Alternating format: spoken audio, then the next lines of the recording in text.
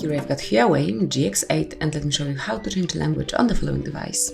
So at first you have to open the settings, then scroll down, find and pick language and input, click on language and region, and now it's time to select language and region. As you can see, we've got plenty of possibilities here, so everyone will find something suitable. And for example, let me change it to Croatian from Croatia.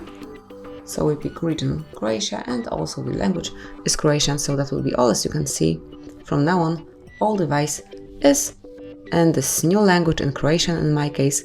And then if you would like to go back to English or change it to some other language, just pick language and input one more time, pick the first tab which is for language and region, and now select this language that you would like to apply right now, and in my case it will be English US.